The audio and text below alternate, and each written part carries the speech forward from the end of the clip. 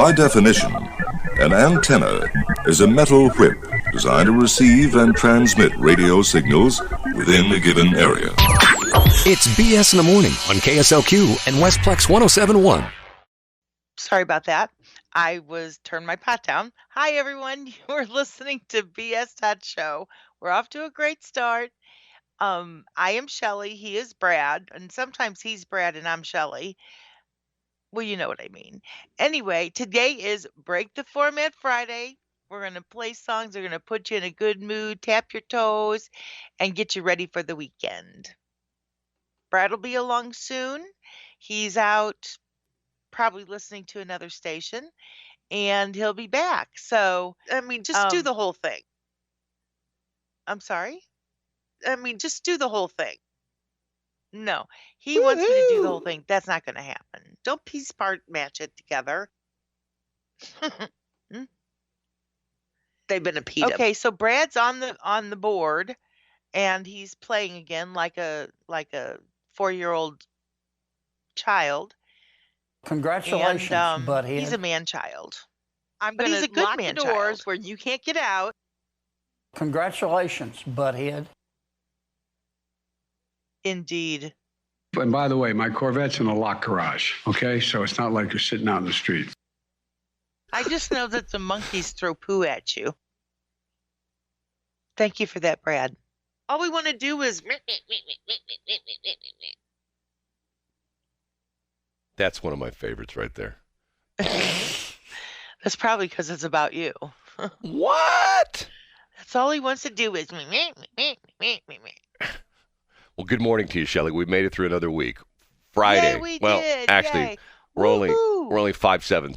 Well, actually, at this point, I guess we're still really like 4/7 way through the week because there are weekends, and I know you usually go to Portofino on the weekends, or where's your usual hideout? Do you go to Mexico anymore because of all the crap that's been going on down in Mexico? Normally, you take your Golf G4, your Gulfstream G4, go down to just like Air Force Ones. Right. Oh my God. All sorts of stuff to talk about today. We'll talk about, which is in some areas, matter of fact, those who are listening off on Crap, we're on 2 stations, Crap and Westplex 1071. The Crap listeners may be going like, wow, he's going to talk about the Hoffman thing last night in Channel 4. Did you see that? No. Yeah. About 3-4 minute kind of deal. What was it about? Well, I don't know. Well, clearly the Hoffmans, but... about how they don't pay their bills. Essentially, what? Yeah, they don't pay their bills. Essentially, that they hire all these people to do things and then they don't pay them.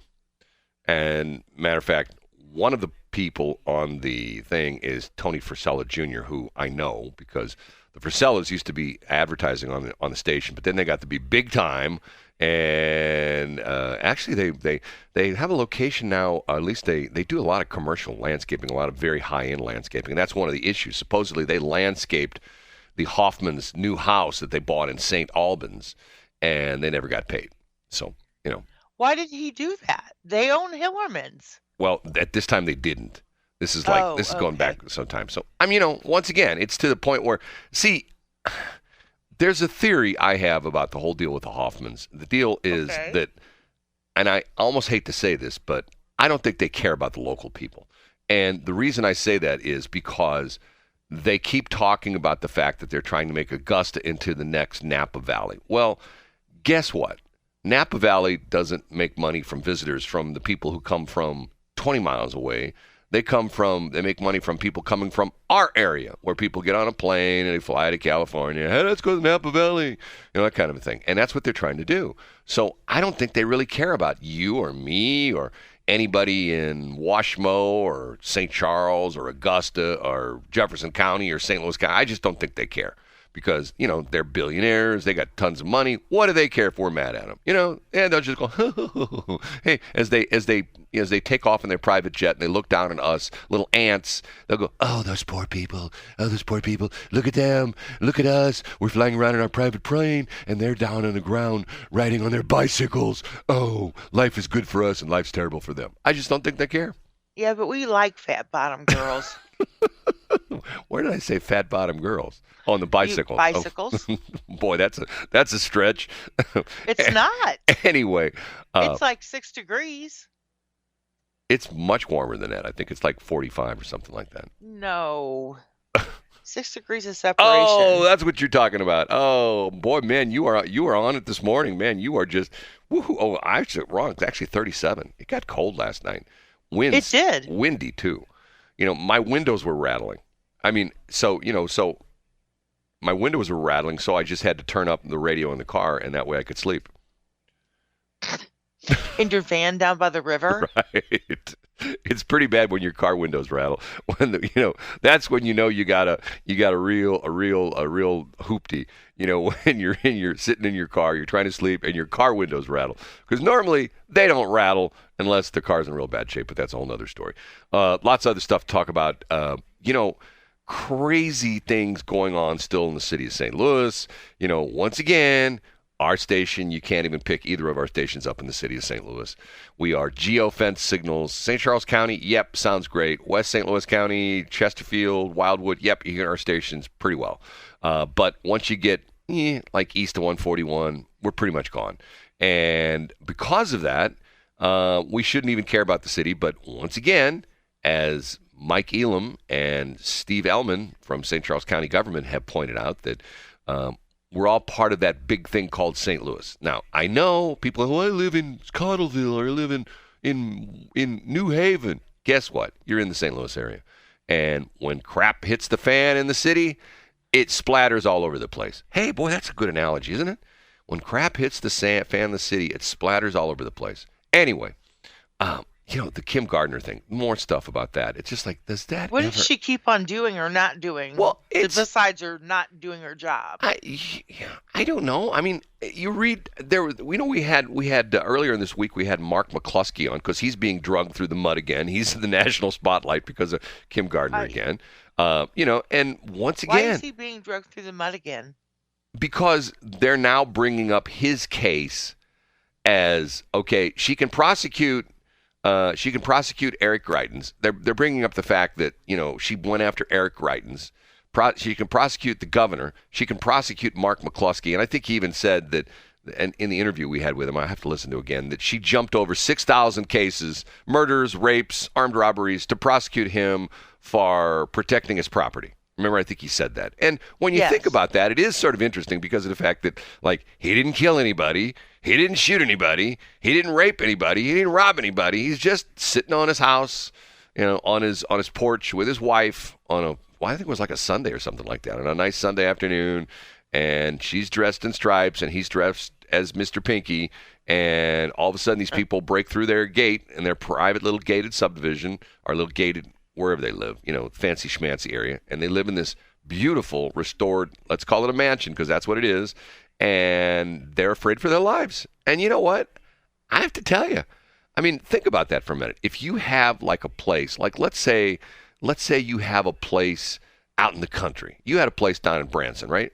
Yes. Okay. If all of a sudden you and your husband were sitting on the deck and all of a sudden 200 people go walking through your property because you're in the middle of nowhere, wouldn't you go what's going on? Wouldn't you be somewhat concerned, right? More than somewhat. Yes, that's what I'm saying. I mean, okay, what's going on here? It's like we talked about this crazy thing going on in Atlanta with the Antifa people, protesting down there. It's bizarre. There's they figured 150 of them showed up the other day, chased the police out of the construction site where they're building this thing called, well, it's not really called that. It's what everybody refers to it as. It's called the Atlanta, First Responders Developmental Institute or something crazy thing like that. Everybody calls it Cop City. And they're building this place and essentially it's not just for police, it's police, fire, paramedics, stuff like that. It's for first responders. And there's these protesters, and they arrested a bunch of them, and I think they arrested 30 of them, and 2 of them are from Atlanta. Everybody else is from some other state, or 2 of them were from out of the country. Now, think about that for a minute. How can what? Go ahead. How can someone out of the country? They're professional protesters, what they are. Yeah, I know that. I mean, it's that's what they were doing here in St. Louis. Right. It's the Ferguson thing. Rent a cop. Yes. It's not rent a cop. Rent a protester. And once again, these people. Rap. Yeah, yeah, we've got the station for you. Rent a protester. KRAP. Yeah. So one of those things. Anyway, other stuff to talk about, and I'm going to ask you this point blank: have you done anything to prepare yourself for baseball season, which is like, well, not even a month anymore. It's like 2 or 3 weeks, I think. Nothing whatsoever in the least. Do you even care about that? I don't, but I'm not a sports fanatic. Okay, you do care, but you don't really care. Correct. Okay, do you care about the fact that our new soccer team has won their first 2 games, which is supposedly unusual because of the fact that usually when you have like an expansion team, they usually sort of suck. And this team's turned out to be pretty decent, at least for their first 2 games. Do you care about that? No, but I respect it. Do you? And I think they're trying hard. Do you care about the fact that the Hooters are going to be back at what is it? TR Hughes. I still call it TR Hughes Field, Car Shield Field, whatever they call it now. Mike Carter Field. Are you excited about the Hooters being back again this year? Well, first of all, it's the Hoots. Oh, the Hoots. Like you are such a. Okay. And I feel good. I knew that you would now. No. Where did that come from? I feel good about it. Oh, okay. I get it. You're sending me code. I get it. Okay.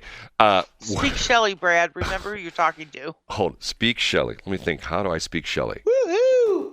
Oh, could that be it? I mean, just do the whole thing. Could that be it? Don't piece part match it together. Could that be it? They've been a PETA. Could that be it? I'm going to lock the doors where you can't get out. Could this be it? All we want to do is... Could this be it? If you're drunk, nothing is better than biscuits and gravy from Denny's. Is that how you speak? True. Is that how you speak, Shelley? Yes, that is how you speak, Shelley. Okay, it's 6:27. Yep. It is the BS Show. I'm Shelley. She's Brad. 6:33 Friday morning. It is going to be a beautiful day. Sun's going to come out. It's going to be like 80 degrees this afternoon. Can't wait. That's not true. It's the wrong forecast. Yeah. I'm kidding. Wrong region. I knew that was the wrong forecast. I was just trying to make you feel good about the fact that it's now 37, it's cold, it's windy, and, a cold gray bucket to suck. Whatever you say, Shelley, whatever you say. That's Shelley's favorite saying she always uses. It is. Yeah. What was I going to talk about here? I got to pull something up here really quick. You can tell I'm prepared. Okay. No, that's not what I want to look at. It's impressive. What's impressive? That you're so prepared. Yeah, right. I wish that were the case. Me too. Oh, we talked about the Buster Murdoch thing, and it's interesting. People are still following that because I had a couple of people contact me on that, talk about how I mean, it's just sort of bizarre that it seems like the whole family. I think what it comes down to is if you sort of look at the whole thing, I think it's just a family of privilege. That just they're hot stuff in the county. They're and which is interesting because of the fact that I don't know if you knew this or not, but the Murdaughs for decades have been like the Kim Gardner of that area. Did you know that? I did not. Yes, that was what they were. They were like, but apparently, because everybody has different rules in different states and different municipalities. Apparently, they're like elected, but they've been elected for like years and years and years and years and years. And like I think his great grandfather was the original, whatever you call prosecutor. There's a different term they use down there, and he's the one that essentially throws people in jail. So everybody's sort of afraid of him because if you cross them, you get thrown in jail, whether you did it or not. At least that's what people are saying. So anyway, the Buster thing is he's the son who's still surviving, and now he's being considered that he murdered someone, and I won't give the details of the person who told me about this yesterday. I didn't know this, but the plot thickens. That supposedly this is like what Buster's friend from high school, and supposedly Buster's not the smartest tool in the drawer, and this guy was real smart, and he was helping him with his homework and stuff like that, and they got to spend a lot of time together because he was helping with his schoolwork, and then it turns out that the guy's gay. So apparently everybody was saying, oh, Buster's gay, and he got mad at this guy, and that's supposedly what they're saying is he murdered him. That's what they say. Now, has he not been in the vicinity in the past couple of weeks or months? No. This happened like 4 or 5 years ago. This is. So nobody's seen this man since? Well, no. They found the guy. See, that's the controversy. They found the guy. They found the gentleman dead. Yes, they found him on a county road, and apparently, when the police showed up, the Murdaughs showed up and go, oh, hit by a car. You can tell he's hit by a car, but he didn't have any injuries. We talked about this, because once again, when you get hit by a car, you get bruised very badly. Yes, you do. I mean, matter of fact, and the other crazy thing is they said, I know this, we talked about this yesterday, but I'll mention one other thing. Unfortunately, I saw this personally, where you come out of your shoes. Literally, your shoes, you just literally come out of your shoes. And supposedly, even if you have like work boots that are like, laced up, the force of you being hit by a car and, all of a sudden your body accelerates from 0 to however fast the car is going. Like say the car is going 50, your body accelerates from 0 to 50, and it literally pulls you out of your shoes. Now, how do I know this? Here's my goofy story, which is a very sad story. One night, I go out to dinner at, of all places, White Castle there on Highway K. You know where the White Castle is right there? This little shopping center that's got, How can anybody miss it? Okay, you know where I'm talking about, right there in Highway K. I do. About a mile and a half south of 70. It's on the east side of K. And, I can't remember all the stores in there. I think there's a Breadco in there, and there's a, what else is in there? There's, Charlie's, and I think it's a Target or something like that. Okay, so I'm coming out of that shopping center, and I'm at the traffic lights. In other words, I'm on the exit from the shopping center. I'm at the traffic light. I'm the first car in line at the traffic light, and the light's red, and traffic's going north and south on Highway K at 40, 45 miles an hour, whatever.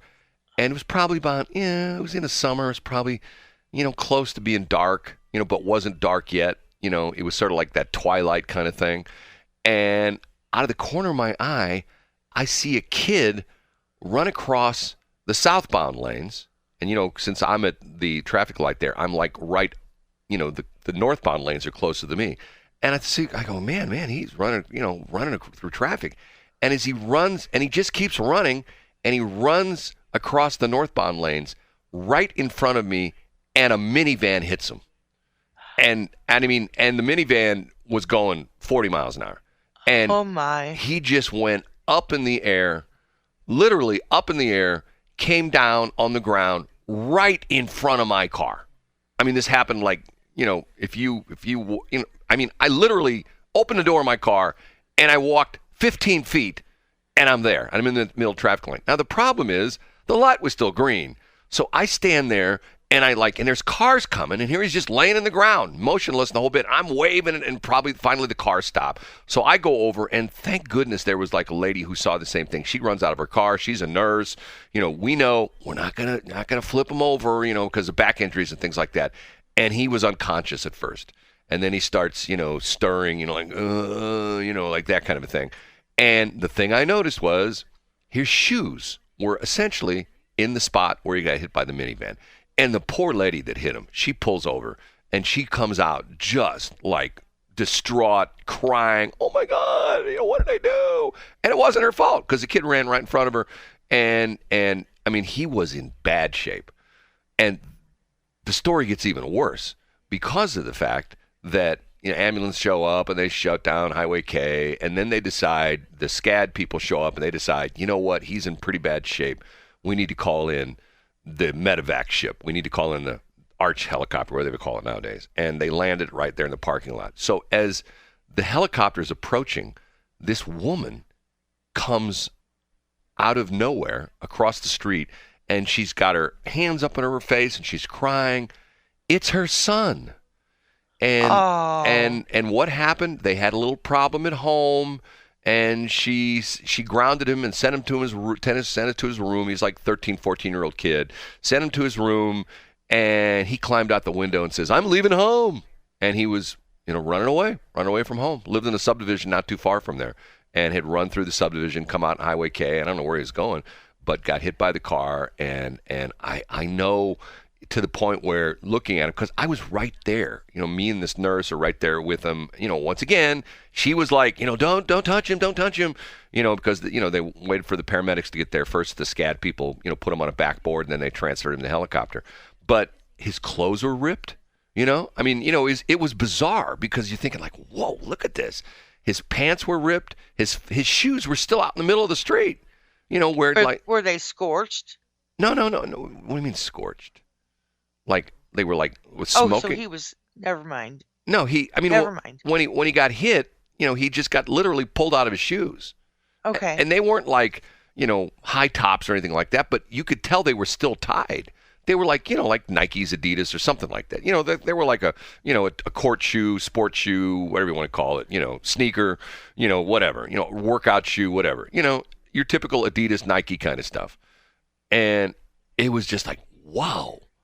And once again, he got hit at like 40 because the lady, she's crying, I wasn't speeding. And the cops came and, and I felt sorry for her because of the fact that is something that unfortunately she's going to live with for the rest of her life, where she was in the wrong place at the wrong time, doing nothing wrong, doing everything right, driving along Highway K, doing the speed limit, bango boingo, she puts this guy up on her hood, and it was sort of a bizarre. How when things like that happen, you sort of recollect them in slow motion. I can still see him flying over the top of her van. When she hit him, and he just sort of crumpled, and I think if I'm not mistaken, I think he broke her windshield because he hit, his body hit her windshield as he's going over. But then he went over the top of the car and landed right in front of me. Phew, man. That's crazy stuff, It really is. But they're pointing so tragic. They're pointing out that this kid, this friend of Buster Murdoch, had none of those injuries. He just had a massive head wound, like blunt trauma, and he didn't have any. And supposedly the police, that's what they're talking about. They're talking about exhuming his body, and they're also talking about exhuming the body of their housekeeper, who was also killed, mysteriously at the Murdoch house. They say that I heard that she fell down the steps. Now they're saying, because they got all these goofy dogs, now they're saying the dogs, you got big dogs, so you can imagine this. The dogs ran at her and tripped her up, and she fell over and whacked her head and died. You know how dogs, sometimes big dogs. I can see that happening because our two dogs, one of them is bigger than me if he stands on his hind legs, but he's too big to do that.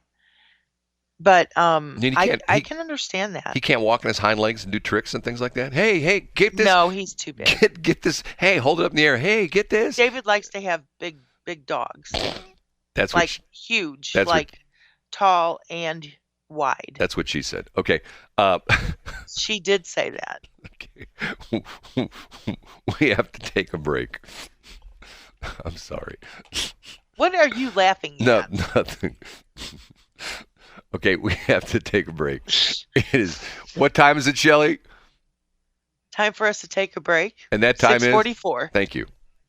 Well, that's one of Shelley's favorite songs, right? It really is. Thank you so much for playing that. That is Yelvis. They are, I don't know if they're still around or not, two guys who do like they're like a Jimmy Kimmel type of talk show in Norway, I believe it is. And that is What Does the Fox Say? Which it's something to do with their show. I can't remember what it is. And the video is pretty funny if you watch the video. And that actually I believe it hit the Billboard Hot 100 for a while.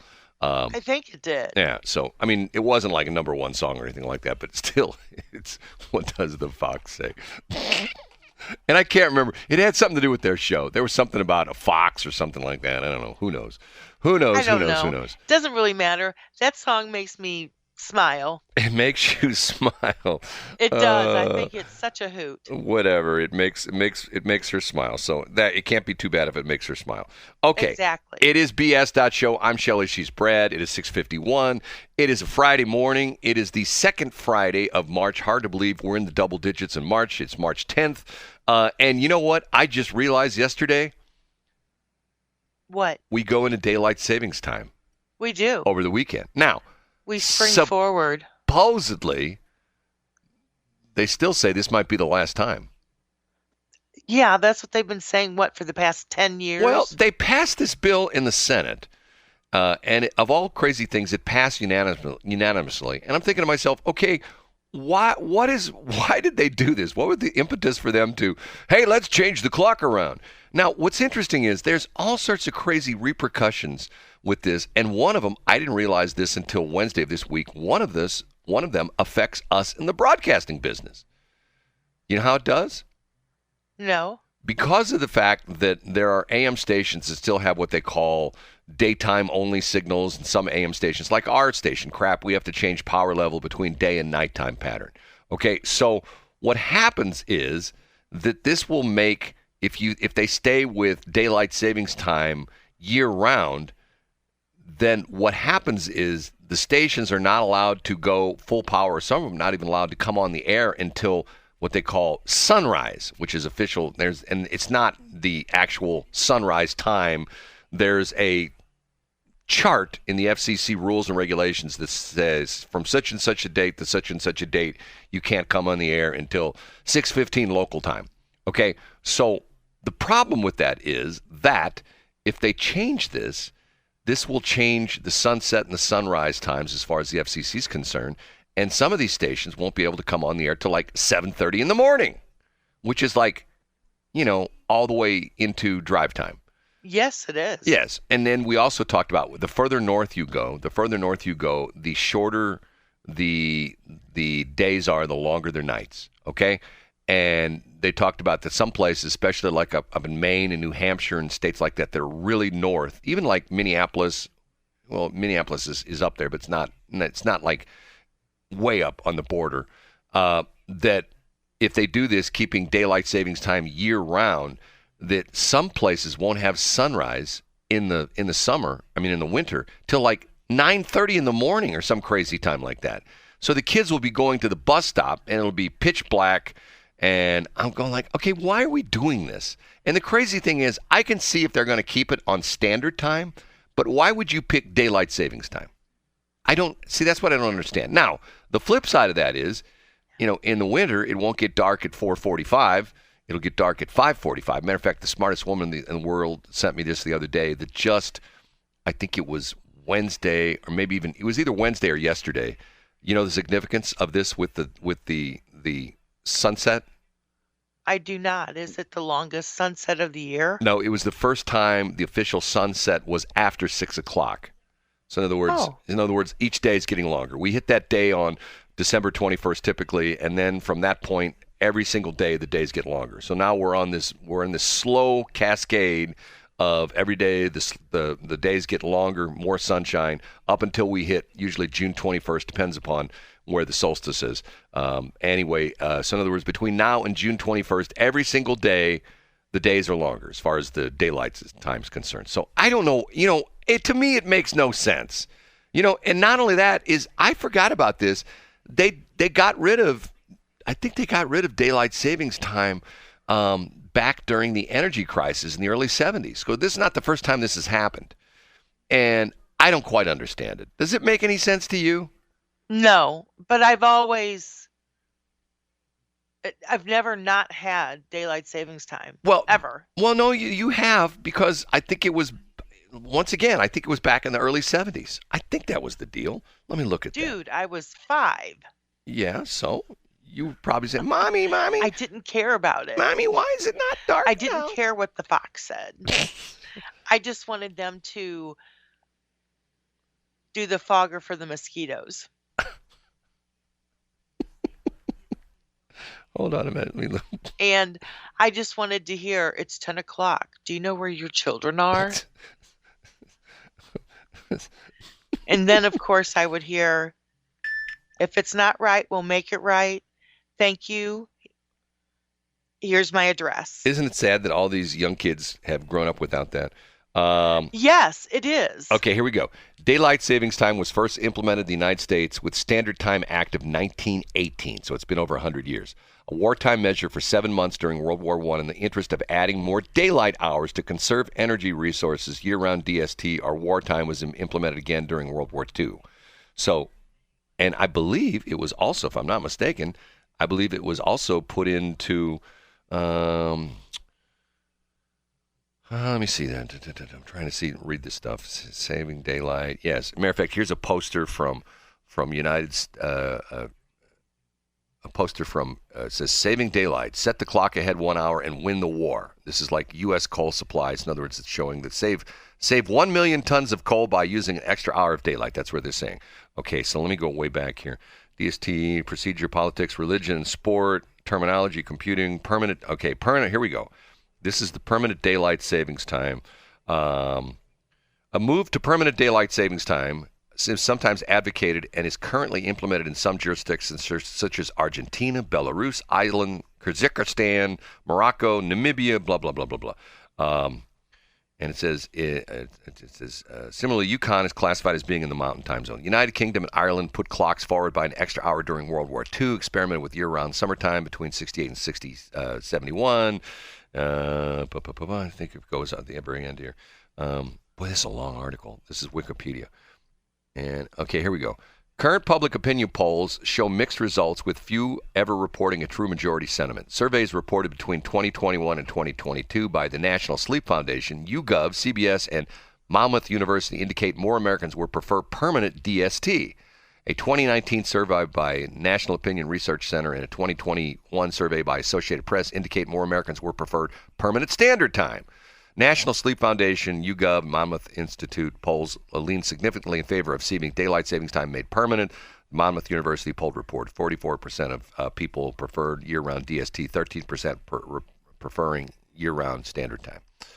I just don't understand it. I mean, it's like, what's the old saying? If it ain't broke, don't fix it.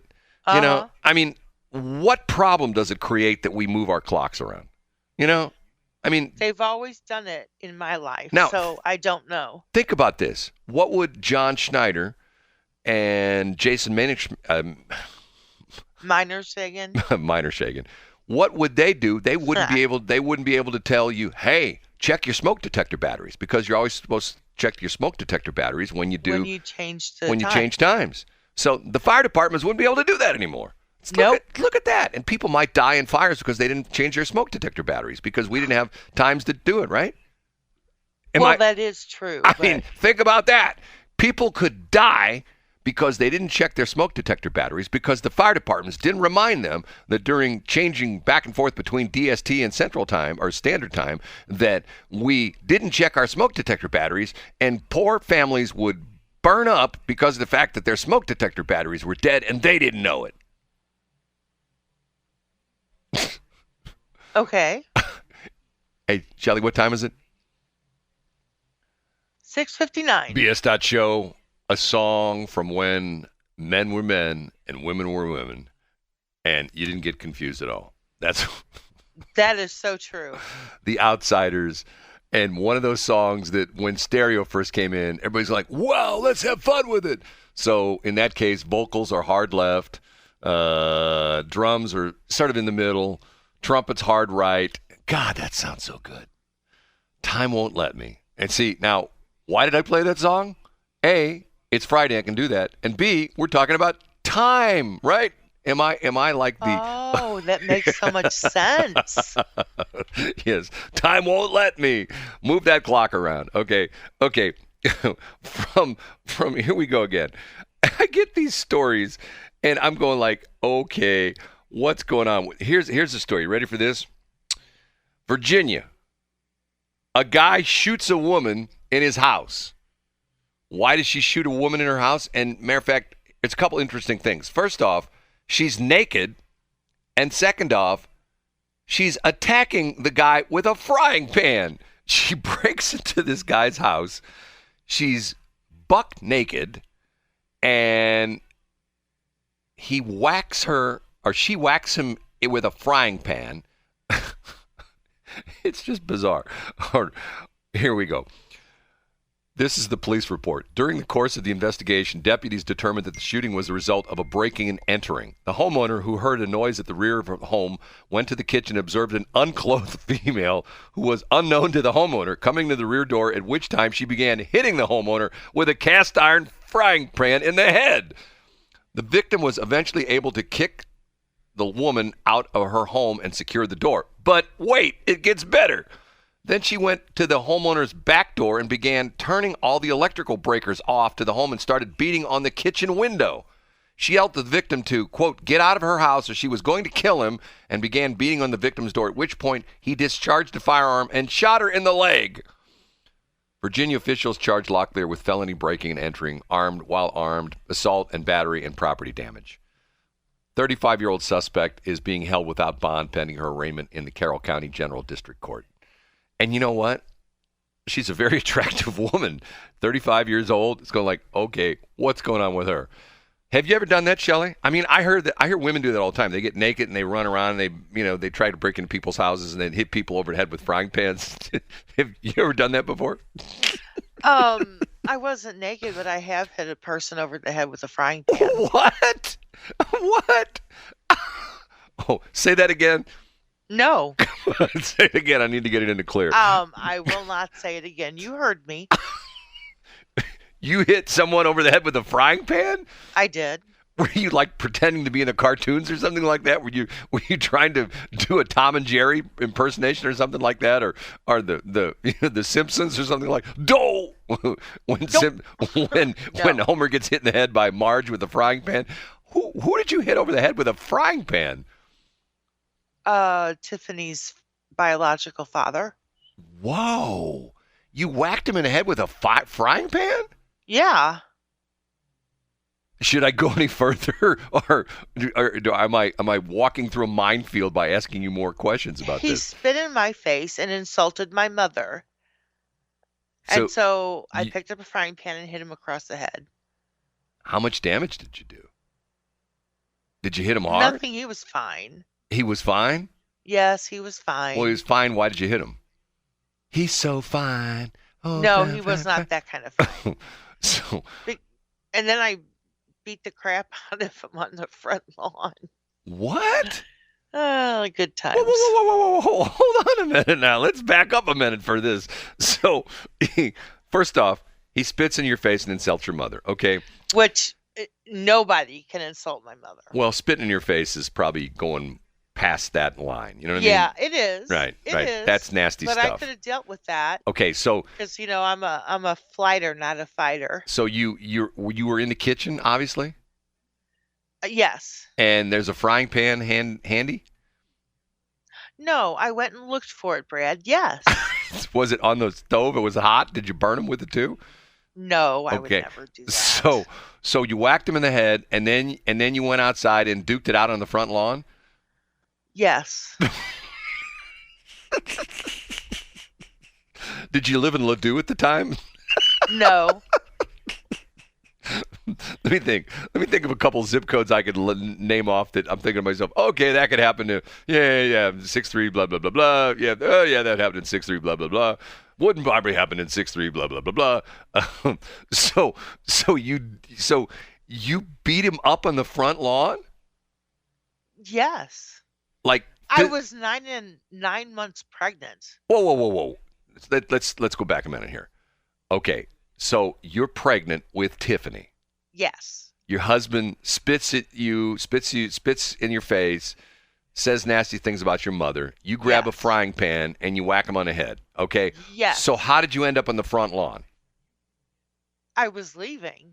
You were leaving and he followed you out? Yes. And he followed you out and he tried to stop you? If I remember correctly. I don't know. It's only been 40 years. So you didn't have the frying pan anymore? No. And his face is not imprinted on it. It doesn't say Faberware or whatever it is on his Farberware. On his head now. We were cast iron people. Oh, cast iron people. And these are, if 40 years ago, this is pre-Teflon, so it is a good chance that some of his skin stuck to the frying pan, right? It wasn't hot. So you're 9 months pregnant, and you're beating him up on the front lawn. I mean, he insulted my mother, Brad. I get it. Did you not hear me? Yes, but okay, you're 9 months pregnant, so you're duking it out with your husband on the front lawn. Were you like on the ground duking it out? No, I was standing up. And you're if I was on the ground, I wouldn't be able to get back up. And you're punching him. Yes. Is he punching back? No, he did not. So did you land? Because we were on the front lawn. Are you?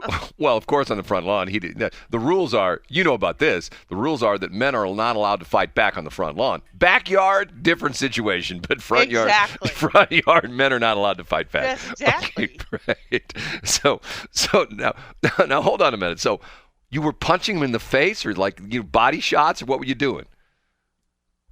It was in his face because I was more slapping him than punching him, but I did punch him. He really made me mad. The smartest woman says move on, that I shouldn't be asking you questions about this. Exactly. Thank you, smartest woman in the world. So you were punching him in the gut. No, I didn't punch him in the gut. It was more of a facial thing. You are whacking him. And then he sat there and had, like bruises on his face, and people were going, "Were you beaten up by your little pregnant wife?" Whoa. Who said that? I don't know. Some of his workmates. Let's move on. Well, no. So he went to work and he had bruises on his face. And evidently. And his bro coworkers. Hey, what happened to you? Did you get hit by a truck? No, my 9-month pregnant ex-wife beat the crap out of me. What? What kind of a man are you? See, that's back in the day. Get a divorce if you're pregnant. Well, you told me that. And I didn't realize that turns out to be. I thought that was Shelley. You investigated it, didn't you? I thought that was Shelley BS, and you're exactly right. There's a law in the state of Missouri that says you can't get a divorce if you're pregnant. Why would I lie about that? Well, you can file for a divorce, but you can't officially get divorced because there's the custody issue. Yeah, the whole thing. Right. Yeah. And then you have to wait 6 months after you have the baby. What? Yeah. Seriously? Uh-huh. By then, his bruises were probably all healed up, right? So he deserved it. He knew it. Okay. So now I'm really curious. You're not going to move on, are you? I am. I'm going to move on to, let's say, the next day. Were you still in the same house with this guy? Was I what, please? Still in the same house with this guy? No, I had moved back to my parents, and So this was your old house that you cohabitated in? No. This was at somebody else's house? This is a house that he was renovating. Oh, he was fixing the house up. Yes. Well, if he was renovating, why didn't you hit him with a hammer? If you had like a hammer around or something like that, why? Because I don't know. You couldn't, or why didn't you get like one of those? It wasn't premeditated, Brad. Why don't you get one of those air-powered? It was a spur of the moment thing. Why don't you grab your air-powered, nailer and poof, poof, poof, Ooh, no. Put a couple nails in them like that. You could nail them. Or why didn't you get like the planer and take off some of his skin or stuff like that? Stop it. Or why didn't you get his air compressor and, put it somewhere, fit it up somewhere and then watch him expand like a balloon and float up in the air like they do in the cartoons, where they blow somebody up, and they float up in the air. What was that noise again, sir? I'm sorry. That's the balloon being blown up. So hold it. You go over to where you're going to continue on with this, aren't you? Well, because inquiring minds want to know. Matter of fact, they really could care I'm on less, my Brad. 14th text. Keep going. This is fascinating. We want to hear the whole story. That's a lie. So he's renovating a house. You go over and have a throwdown with him at this house, right? Yes. Okay. Why did you go over there? Oh, because he wanted to talk things out and blah, blah, blah. And obviously things didn't work. It didn't go well. It didn't go well. Okay. This house was disgusting. He was renovating it, like they do now. Right. He was flipping it. Yeah. Well, no, it wasn't his house. He was doing it for someone. He was one of the flippers people. Before they were flippers. Right. Yeah. And quite frankly, he it was nasty, and he wanted to. Oh, you're not going to believe it. You're not going to believe it. What? I found the sound from this attack when your husband, who was working for the flippers, he was. Hold it. Here's the first punch. Bonk. Oh, that was him. Yeah, I'm sure. Shelley. Here's the frying pan on the head. Bonk!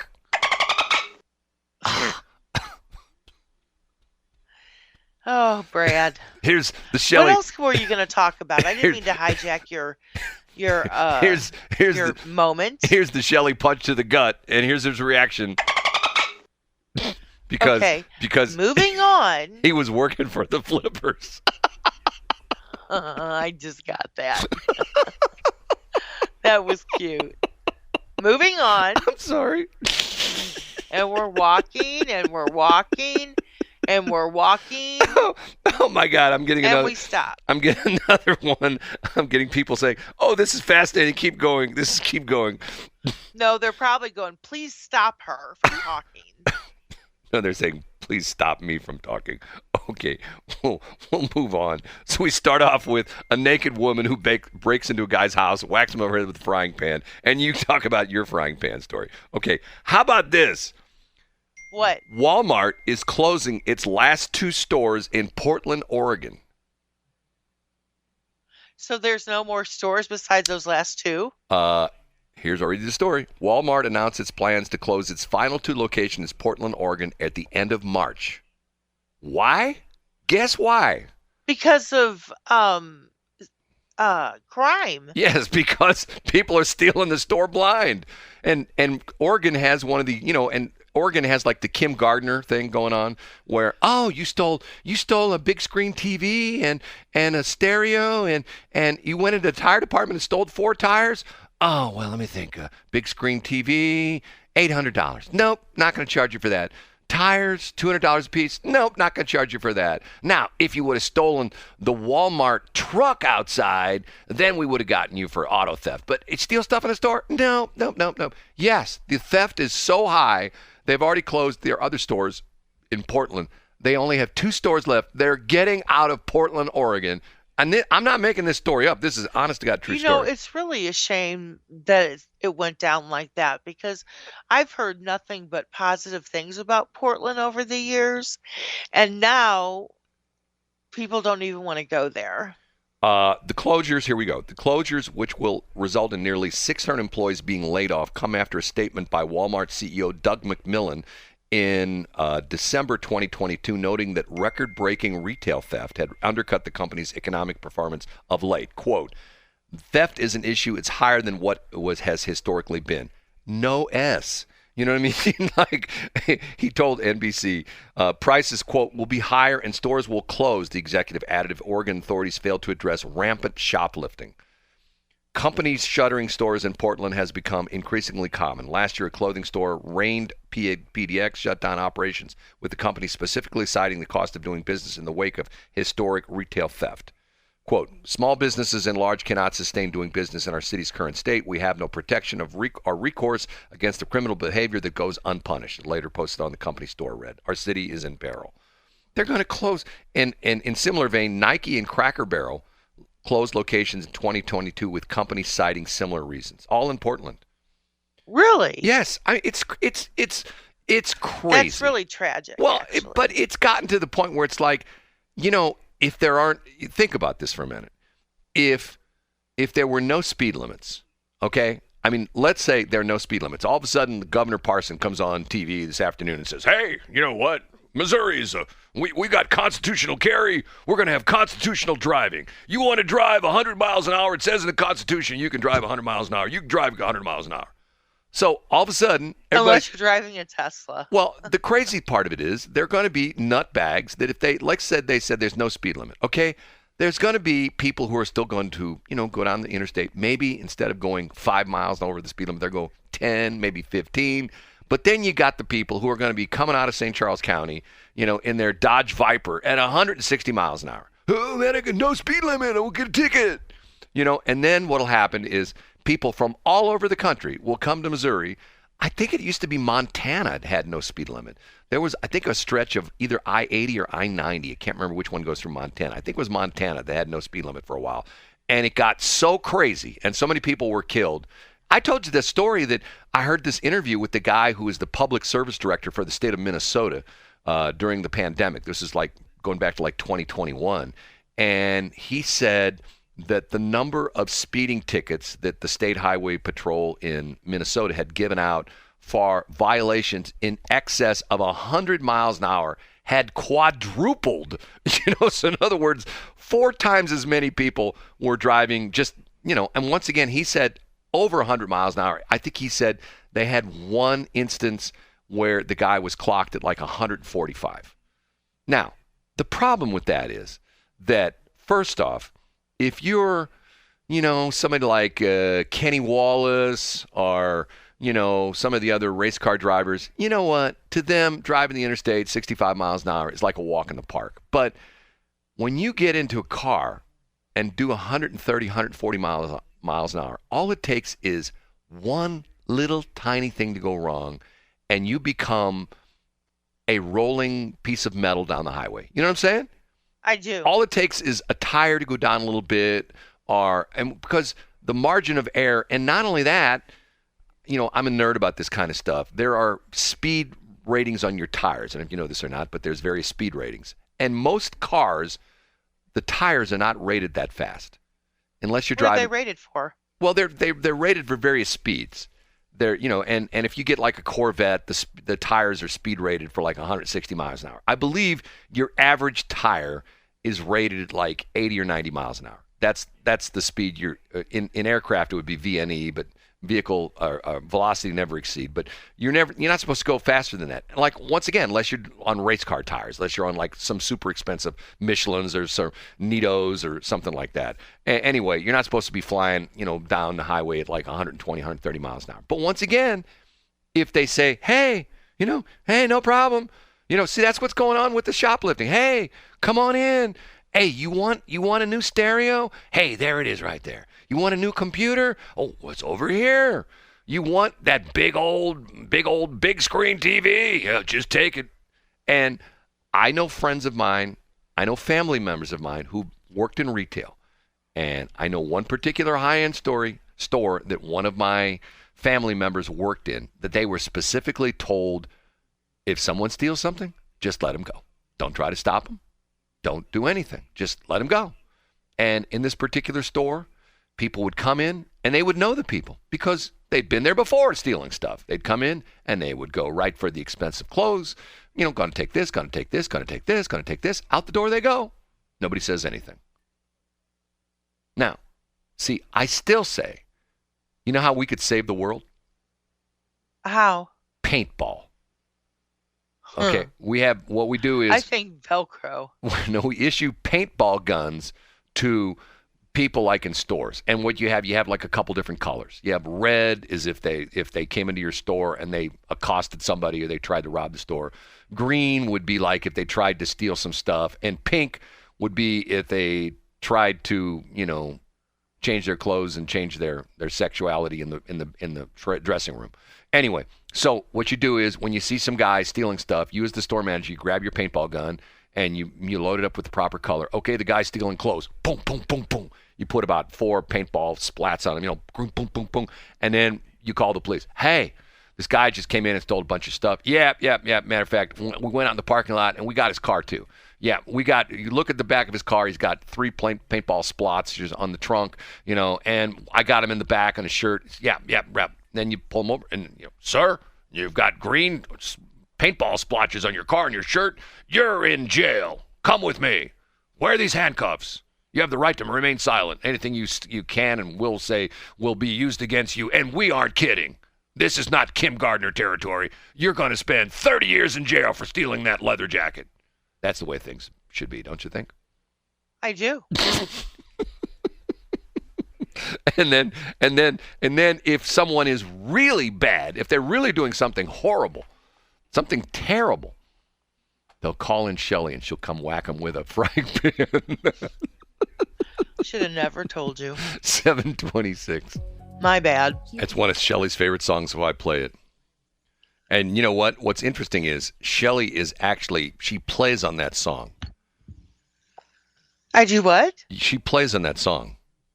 She's playing an instrument on that song. She's playing the frying pan on that song. Oh, man. I have no regrets. I lived my life with no regrets. Oh. I now have one. Oh, that you told me that story?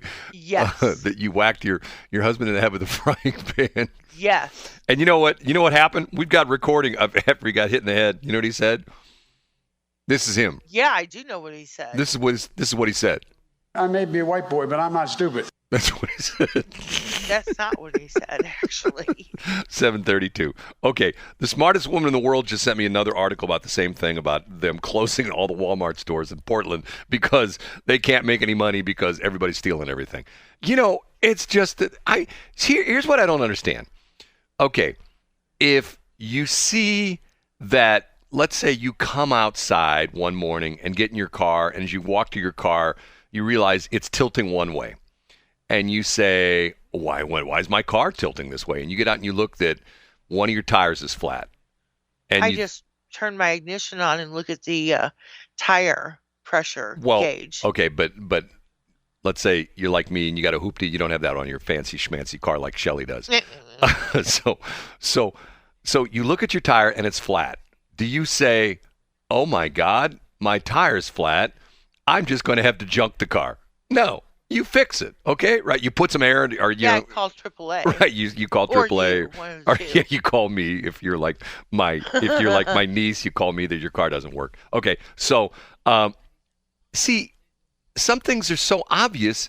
You know, if your house is on fire, you come home and you drive up in the driveway and your house is on fire. You dial 911, right? You call the fire department and stop, drop, and roll. Right. Well, hopefully you're not in fire. I mean, you know, once again, but yet. It's so obvious that these things go on in our community now. You see people, you know, robbing stores and stuff like that. Okay, instead of making it more, you know, more advantageous for them to steal by essentially saying, whoa, you know, we're not gonna arrest you unless you steal more than I think it's California. You have to steal over $900 worth of stuff. Okay, can you imagine how much stuff you could take? Can you imagine if you went to Schnucks? And you go, well, I'm going to fill my cart up. You go back to the meat section, T-bone steak. You know, you go to the pizza section, you know, DiGiorno's pizza. You know, it's expensive stuff. You're not eating Jack's like me. You're eating this expensive stuff, okay?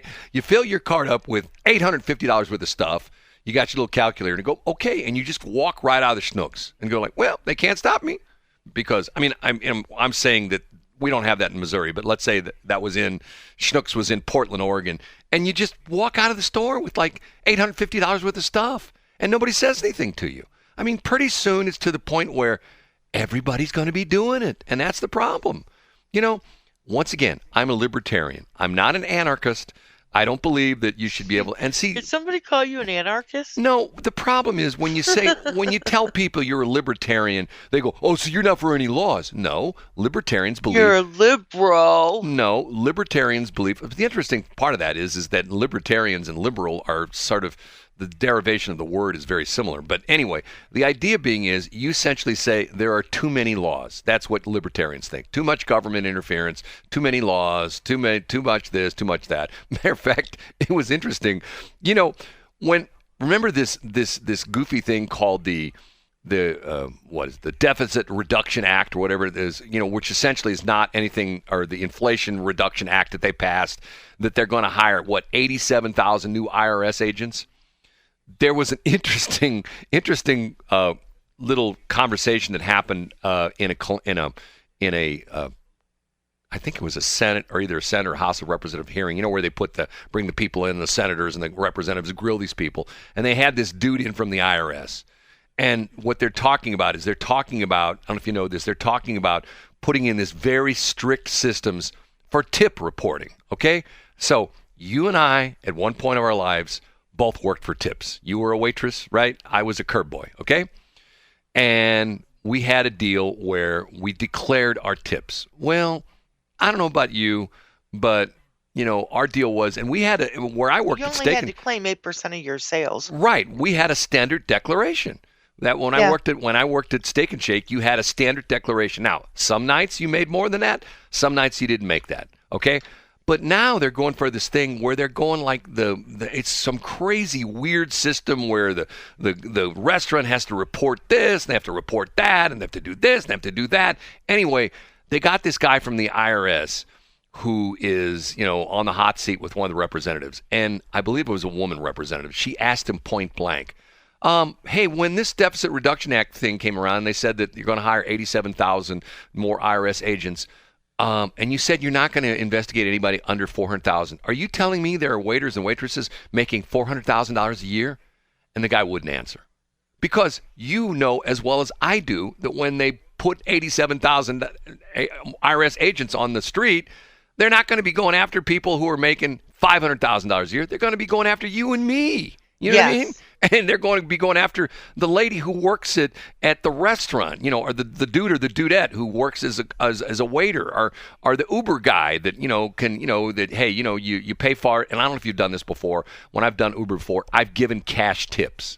You know what I mean? I tried to do that. Right, yeah. right. I mean, you can do it on the platform, but I have given hey, guy's really nice. I had an Uber about last month. I was dropping a car off. Matter of fact, I don't know if I told you this. I was picking up my car up at Complete Auto Body, and the Uber guy was really nice truck. He picked me up in a Ford F-150. I'm thinking to myself, man, I'd love to have this. Couldn't have been a nicer guy. Did a great job. Got me there on time the whole bit, and I gave him a 5. In addition, so you know what? They're going after that guy. They're going after that guy that takes that $5 bill, puts it in his pocket. Well, I didn't report that. And I'm going like, okay, come on. And then Biden comes out yesterday with his new thing. And I saw that. Oh, more tax.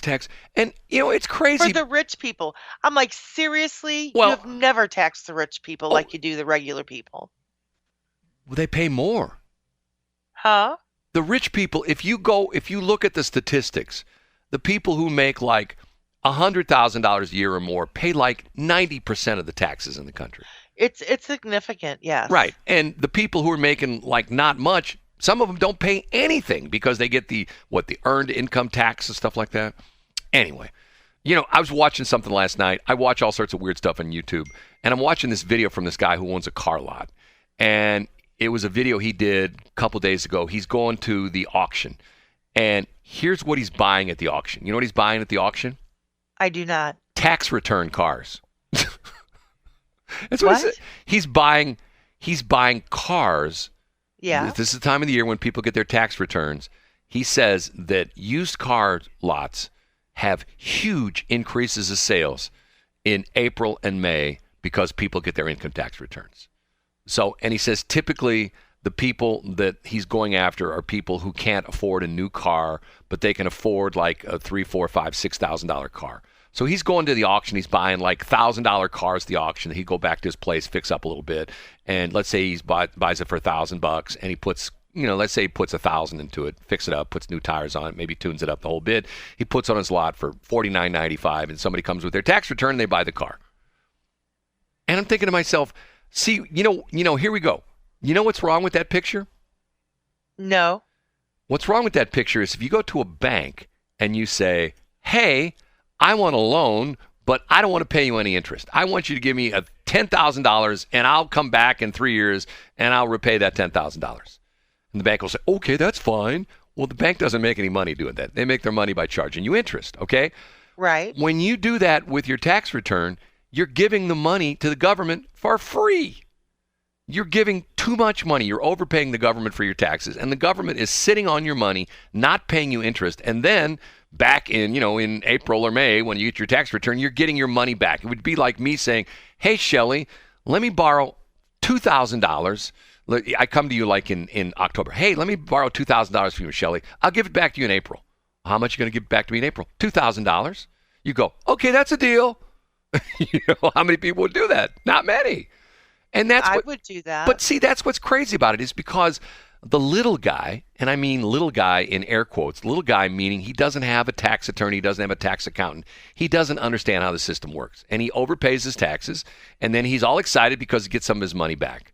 And this guy's selling him a used car because he knows that when he comes back, and it's interesting. What's the guy buying? It's pretty interesting. I love these kind of stories because this is the stuff you learn about businesses. I find it fascinating. One of the things you and I have talked about this, one of the things that you and I have, which I really seriously enjoy, when you and I go out and meet clients and we get to know their business, We try to help them by advertising. We suggest, hey, why don't you promote this? Let's change the copy to do this. Let's put an ad on our website that says this. We get to know their business by, being with them, asking them, okay, if it's a seasonal business, what sells this time of the year? And what would you like to sell more of this time of the year? And what would you like to sell in July or whatever? And we adjust the ads, okay?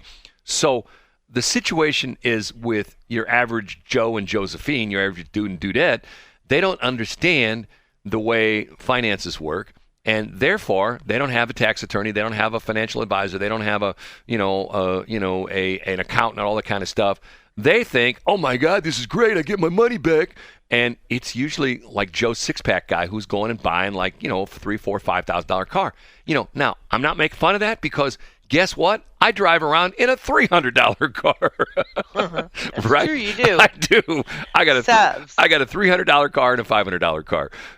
And so I get it, but see, that's what's sad about the fact that people are just oblivious to what goes on in the world and what goes on in their own personal world with their finances and things like that. What you should be doing is you should be going in and saying, okay, put in less deductions, or when you do your your W-2 or whatever you put together, your thing where you declare when you fill out all that stuff and you get hired for a job, but nobody gets that because they want a tax return, but it's good for the car dealers, right? Yeah, but if you don't work, how can you get a tax return? Oh, the government gives you money. You don't work? Hey, you're on unemployment. Here's $10,000. We know you need it. Hey, that's what they're doing in the city. They're doing, Tashara Jones is going to give $500. What city did I hear the other day? They're talking about they're going to give everybody, all the homeless people are going to give them $1,000 a month. Just $1,000 a month. Hey, it's $1,000. Do you know how hard people work for $1,000 a month? Hey, don't tell me about it. That's $12,000 a year. My first job in radio, I made what? 100. Hold on, let me figure this out. How much did I make? I made. Well, how much money in working for the government back in '86? I made like $5.86 an hour.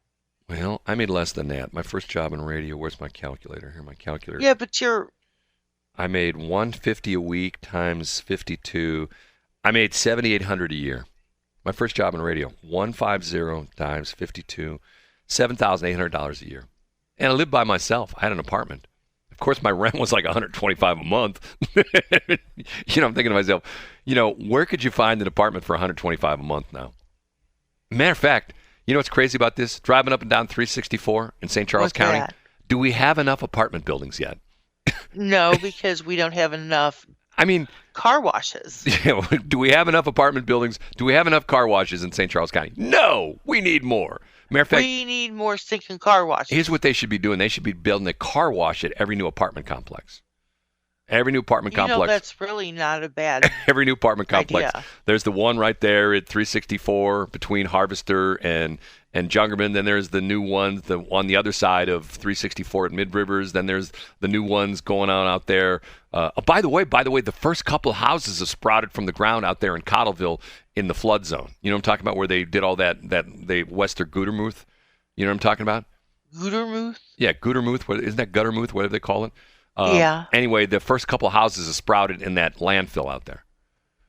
And then there's I don't know where the landfill is. Oh my God, they've been out there forever working on that. They brought all that there's that like barren like floodplain out there between Gutermuth and Highway K. It goes on and on and on and on. When you drive, on that section of 364, you're driving like on the Bonneville Flats where it's flat as a board because you're driving, and there's that creek there. I think that's Dardine Creek that runs wrong there. They like for 3 years have been filling in the dirt there, and they're finally building a couple of houses. I don't know if I'd want to have a house there. What? I don't know if I'd want to have a house there. Where? Out there on a floodplain where they pulled the floodplain out of the ground. It's like Yeah, that's would you have flood insurance? But they claim it's out of the floodplain. Well, there's a lot of people in St. Peter's that were out of the floodplain that were told that they didn't need insurance, and then they got flooded and lost everything. Yeah, look at the poor people in the poor businesses in downtown St. Peter's that you and I went and visited. Yes, and even that new shopping center they built on the other side, where I think like Outback got some water in that, the new Outback, and I think that what's the seafood place, the guy that has a couple others, he has one on Olive. What's it called? What's the guy's name? The Gulf Shrimp Place? Yes, the Gulf Shrimp Place flooded. Did Gulf. it? Yeah, Gulf. A bunch of those businesses. I did not know that. A bunch of those new businesses flooded. I mean, the new businesses they just built right across from Mid-Rivers Mall Drive. Yes. Water came up. So that's all floodplain right there. They pulled that out of the floodplain. They just built that new AutoNation floodplain. The CarMax floodplain. That Lufuse dealership floodplain, all floodplain. They brought it out of the floodplain, but yet they didn't bring it out far enough. Huh. Boy, they should live in Warren County. They would learn their lesson there. It's if they don't, you could tell them. Right, I can tell them all about that. 748. Yes, you can. One of my favorite all-time songs. Judy in Disguise. Judy in Disguise. You don't like that? I do like that song. You do like that song? I do. John Fred and his Playboy Band. That's what the name of the group was. John Fred and his Playboy Band. And then there was Gary Lewis. What was the year that was played? Judy in Disguise. God, that's long before you were born, I believe. Hold on a minute. You were born in what, 86? Yeah. Judy in... I was 3 when I had Tiffany. You were 4 when you hit your ex-husband over the head with a frying pan, right? Sure. He deserved everything he got. Okay, Judy's Disguise year. Okay. He did. 1965. Yeah, I was a year old.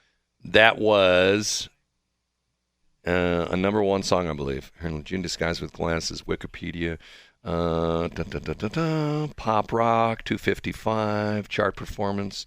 Yes, hit number 1 in Australia, number 1 in Austria, number 1 in Belgium, number 1 in Canada, number 1 in Germany, number 1 in South Africa, number 1 in Switzerland, number 1 in it. Not only it was UK, it only made it number 3 in the United Kingdom and US Billboard Hot 100, number 1, and also used to be a magazine called Cashbox, which also did ratings of records. That was number 1. Huge hit. Judy in Disguise. And unfortunately, John Fred and his Playboy Band goes down in the annals of history. Now that was funny. Sounds like something I would have said. As being another one-hit wonder. Isn't that sad? You got like these groups that like work their entire life and then they get one hit and then they're gone. And then they just disappear. Yeah. I'm still working. It is sad, actually. Well, at least they had one hit. I've had 0 hits. You know what I mean? Back when I played my band in high school, it was Brad Hildebrand and the Electric Rock, Alkaline Rock, Golden Underwear Jam Band. That's the name of our group. So. I had a band playing down in my basement one time when my parents were gone, called J Bong and the One Hits. Here we go again. So we're unearthing Shelley history. So you had a band in your basement when your parents were on vacation playing, and the name of the band was what? Johnny Bong and the One Hits? Was that what you said? J Bong and the One Hits. J Bong and the One Hits. Where did you find J Bong and the One Hits from? Steve Frazier was the bass player, and he was my friend. So you said, hey, my parents are out of town. Why don't you bring your band over, right? Totally a mistake, because my parents had an Airstream that they kept by the side of the garage. Right. And the neighbors next door, evidently there were people peeing by the Airstream because they didn't want to come inside. And well, now, hold on a minute now. If you go out to anybody if you go out camping, there's a sign, like if you go out to the KOA or the Yogi Berra campgrounds out there in Eureka, there's a sign that says, only pee next to Airstream. So that's perfectly legal. Okay. That's what it says. You, Brad. It says, matter of fact, because, the reason for that, since they're made out of aluminum, the urine has a tendency to preserve the aluminum, the bare aluminum from oxidizing. So That's that. It's that was completely BS. No, it's true. Thank you. So you're the people at your party are going out and relieving themselves next to your parents' Airstream, right? Yes, in between the Airstream and my parents' house and the neighbors. Shelley, you know what? It just doesn't get any better. Today's one of those high points in our career where, first off, you tell me about hitting your ex-husband, or at the time he was your husband, over the head with a frying pan. And now you tell me about J-Bong and the one hits playing in your basement and your friends urinating on your parents' Airstream. No, they weren't my friends, because you know as well as anybody that you say that there's a party going on, right? And you're, teenish, you're there. Well, what are you talking about, teenish? I mean, when you're in like your 80s like me, last week I crashed 4 parties. Whatever. 4 parties on Friday night. Uh-huh. I'm telling you. Where were they? Oh, one was in Ladue, one was in Frontenac, one was in Huntley, and the other one was in Town and Country. 4 of them in one night. Yeah, Brad, I believe you. Yeah, and I just, not at all. You know how I was able to crash those parties? How? I wore my tuxedo, and they thought I was one of the servers. I just walked in, and it was crazy because one guy comes up to me and says, "Pardon me, but do you have any Grey Poupon?" Is that what he said? Yes, that's what I said. No, that's what he said. I said, "Oh, no, I'm sorry, sir. We're out of Grey Poupon." Okay, we're done. We are? Yeah. Should I? Oh, it's 7:58. You know, I didn't play my last song last week. Should I not play it again this week? Sure, you should. No, we'll just leave. Well, it's 7:59. We got to leave anyway, so we won't play my last song. Okay. Well, everybody, it's been a great week, hasn't it, Brad? Yes. Yes. It's been great. I Short found out sweet. about. Have a great day, everybody. Have a great weekend. Peace and I fly. It's been amazing because I found out about J-Bong and the one hits.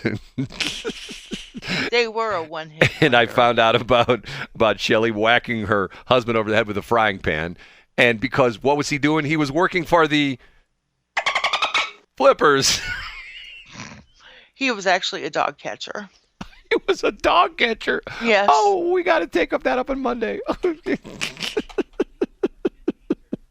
Okay. He was, what are they called now? Oh, vector control or something like that. They give him some. Vector control. Right. Yes, that's what they do. They call them that. Okay, we have to go. Bye. 7:59. Peace. Oh, damn it. I hit the wrong thing. Way to go, Brad. We were like... hold on. It's 8 o'clock now. I know it's 8 o'clock. Hold on a minute. You know what? What? Hold on. I love this song. Oh. Well, here. Okay, you know what? Here's what we'll do. I will just do, but you know what? It's going to get screwed up. I'm going to play. Okay, I'm going to do it anyway. I'm just going to do the ID. KRAP, AM, Washington. K296, HA, Washington. And we're done, but here's Shelley's favorite song. Have you heard about Salt River Automotive? Not only are we open for business and ready to serve you, we are sponsors of the BS in the Morning Show on Westplex 107.1. Check us out on Facebook at Salt River Automotive LLC. See you soon.